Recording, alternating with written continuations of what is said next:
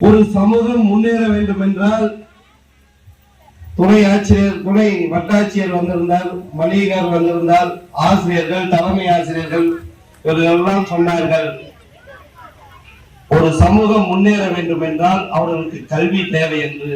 அந்த கல்வி கற்றதனால் தான் நாங்கள் எல்லாம் இங்கு இருக்கிறோம். நீங்களும் கற்க வேண்டிய நோக்கம்தான் எங்களுடைய நோக்கம், அவர் சந்துருடைய நோக்கம். சந்துரு சார் பத்தி நான் நிறைய கேள்விப்பட்டிருக்கேன். ஆனா என்னுடைய சமூக வலைதளங்கள்ல தான் அவர் என்னை 3-4 வருஷமா என்னை பார்த்துட்டு இருக்காரு, முதன்முறையா நேர்ல பார்க்கறதுக்கு. ஆனா இருந்தாலும் என்னை தேர்ந்தெடுத்து இவ்வளவு ஒரு என்ன கேட்டீங்கன்னா, எனக்கு நான் இந்திய கலாச்சார நட்புறவு கழகத்துல மாநில துணைத் தலைவராக இருக்கிற, கலை இலக்கிய பெருமன்றத்துல மாவட்ட நிர்வாகியா இருக்க. இருந்தாலும் கூட சந்துரு சார தோழரை நான் மிஸ் பண்ணியிருக்கேன்.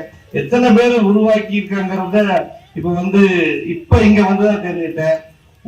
ஒருவர் இந்த சமூகத்துக்கு என்ன செய்யறாரு, அவரு இந்த எம்ஜிஆர் பாடுவார்ல, இருந்தாலும் வாழ்ந்தாலும் இறந்தாலும் பேர் சொல்ல வேண்டும்ங்கிற மாதிரி நிறைய வியோ சொன்னாங்க. இந்த மாதிரி இவருனாலதான் இந்த இடத்துக்கு வந்தோம் அப்படிங்கிறது. அதனால அவர் எப்படியும் சந்துருக்கு அந்த பேர் இருக்கும்.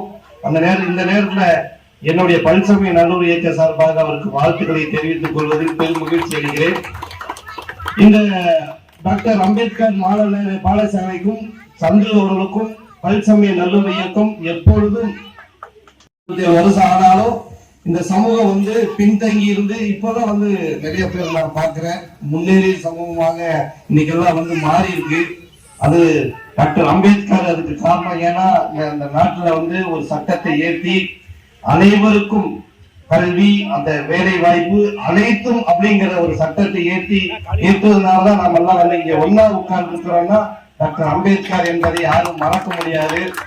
அதனால எனக்கு ஒரு காந்தி மேலே ஒரு பிரியம், அதையும் சொல்லிடுறேன். நாட்டுல மிகப்பெரிய போராட்டம் பண்ணி இந்த நாட்டுக்கு சுதந்திரம் வாங்கி கொடுத்தவர் காந்தி. அந்த காந்தியும் இன்னைக்கு நினைவு கூற வேண்டியதா இருக்குது.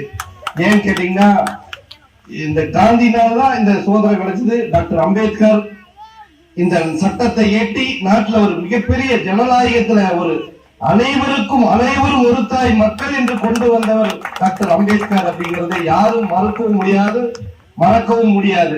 அதே மாதிரி டாக்டர் காந்தி, மகாத்மா காந்தியும் டாக்டர் அம்பேத்கர் அவர்களையும் நவீன சிற்பி நேரு அவர்களையும் யாருமே இந்த நாட்டிலிருந்து எடுத்துட முடியாது. அதற்கு ஒரு வழிவகை செய்யறாங்க, அவர்களை எல்லாம் மாத்தலான்னு. அது எந்த காலத்திலையும் முடியாது.